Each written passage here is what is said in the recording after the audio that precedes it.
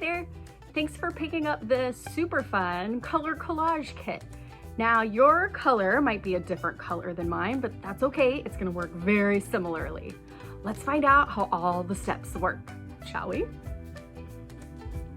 I picked yellow for my kit, so all of the parts and pieces in my kit are themed around that yellow color. What I want to talk about first though is protecting our workspace. I'm using this handy green tray. You might have a different kind of plastic tray that you can work on, or a cookie sheet wrapped in tin foil. Maybe you're using a trash bag to cover your workspace, or maybe you have one of those plastic party tablecloths. Anything that's gonna kind of protect your work surface while you're working on your kit. Some other things that you might like to bring into your area are gonna be some scissors. And if you have them, and you don't have to use them, but if you have them, you can use your own paintbrushes for this. That's totally up to you. Because this is an overwhelming amount of supplies, I'm gonna clear my area so that I just have my paints, which is your main color plus the white, and this impromptu fun homemade paintbrush, along with the backboard. So we're gonna use this as our canvas. This is our cardboard canvas. The rest of this stuff I'm gonna set aside for later. That feels a bit more refreshing. I've got a clear space with just the supplies that I need. Now I placed my canvas in a specific direction. On the back of your board, there's a bit of a cord. This is going to help you hang your artwork up when you're all done. My suggestion is to put this at the top of your workspace. I took the caps off of my paint, so now I'm ready to paint with this little impromptu paintbrush. It is a clip with a little bit of felt on it, and I'm gonna treat it just like I would a paintbrush by dipping it in the paint and moving it along my canvas. I have a bit of a different texture to it, which I kind of like. You can also double dip your color, which means maybe coming into the white paint and blending these two together on your canvas. This is gonna bring some depth to your artwork and make it so exciting to look at when you're all done. As my brush starts to dry out, I go in for some more paint. I think I might cover most of this canvas. If you don't want to cover all of the canvas with all of your paint, you don't have to. That's totally up to you. You could also paint designs in your canvas. Maybe you want to make hearts or stars or polka dots. You get to decide how you want to treat your canvas. Maybe even having some areas that are just white, maybe making stripes.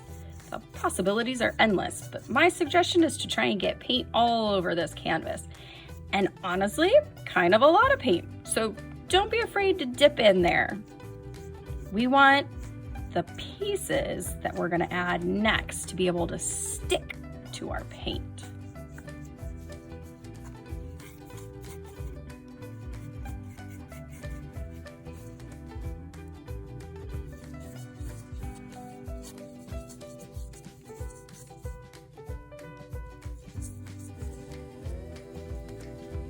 Once I have the canvas how I like it, I can set my brush aside. Maybe I might want to use it later, but for now, I'm going to bring over some of my more flat pieces.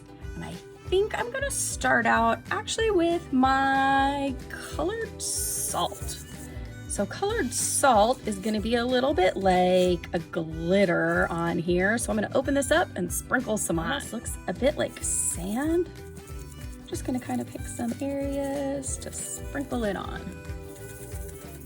You could also use your finger to pinch the salt and then sprinkle it on. That works too. Next up, I'm gonna use my colored rice, and I think this time I might try to pinch some with my fingers and then sprinkle it on. That way you can have maybe a little bit more control and put only some down on my canvas. It's gonna stick to that wet paint. You can use all of your materials, or you could save them for another project. Totally up to you. You're the artist here. I saved a fun one for last. This one's the sparkly glitter. I'm gonna slowly, again, you can pinch this on if you want to.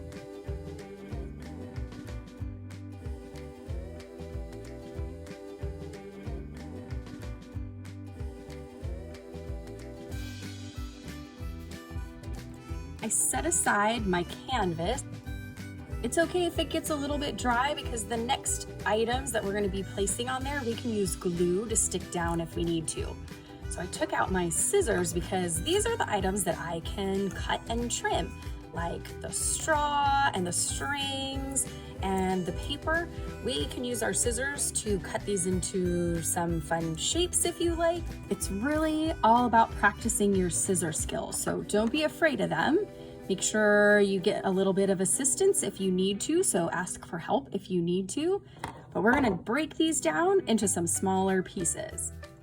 I transformed the strip of paper into some unique shapes. I bet you could cut some really fun shapes too. I have some leftover paper. I can recycle that or use it for a different project. And I also cut up my ribbons, and this one was really crazy to cut. Some of my pieces even flew across the table. I'm going to set these pieces in a little tray. That way it's easier for me to see them when I'm working with my glue and my canvas.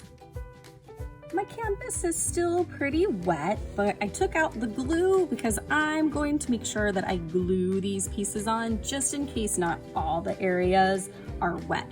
You'll notice that the glue container says glue, that way it doesn't get confused with the white paint. I'm going to choose some items, and then I'm going to use my cotton swab to get some of this glue drizzled along the side.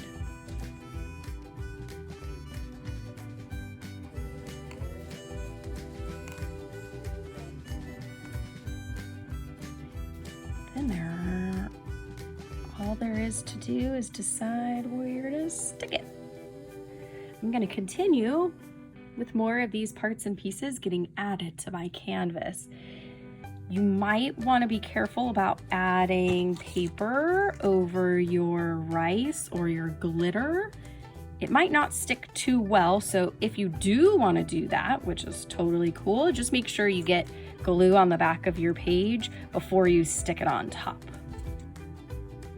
I thought I'd show you something else I had decided to try, which was dunk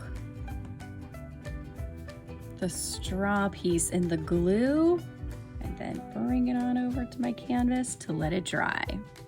We'll see if it stays. I hope it does. It looks pretty cool.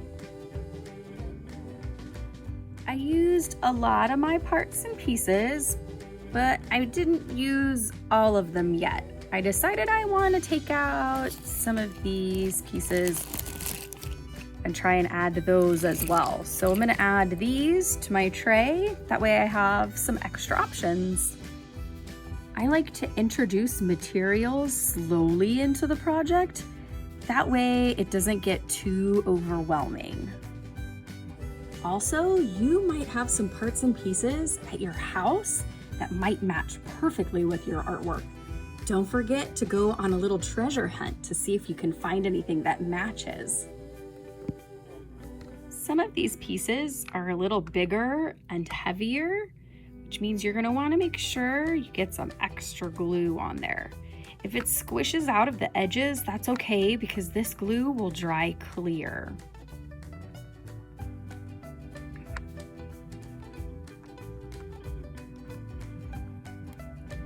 You can even layer your objects. They don't have to go directly on your canvas. I've even decided to layer up multiple pieces in this area. Something that I did with the paper piece, this long strip, I turned into a bit of a rainbow arch by gluing down one side, holding it for about 10 seconds. So I counted to 10, and then I put some glue on the other end and held that down for about 10 seconds. Now I have a space that other items can go under. like this tube. You can also crumble your paper into a little ball and make your own pom-pom out of it. I think I have everything on here that I want to have on here, but that doesn't mean that it has to be done. I have extra parts and pieces. Maybe I just want to take a little break and come back to it later. I love a layered look where some items are underneath and some items are on top. I like when items are next to each other. I love when they're inside each other. You get to decide what makes your eyes happy.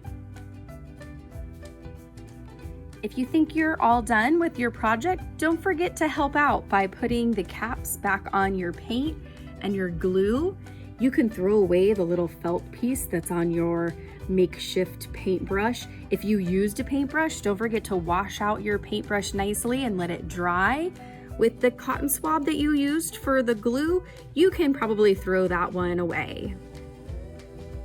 Give your project about a day to dry before you hang it up on the wall. But once it's up on the wall, don't forget to enjoy it often. Maybe even play a game of I Spy with your artwork. This is a process art project, which means it's all about exploring along the way, checking out the different textures, learning about their shapes and how they go together, how they can be layered. It's all about having fun and playing along the way. It's mostly about the journey. And then sometimes the destination or the final artwork is really awesome too. Thank you so much for joining. I can't wait to see what you create.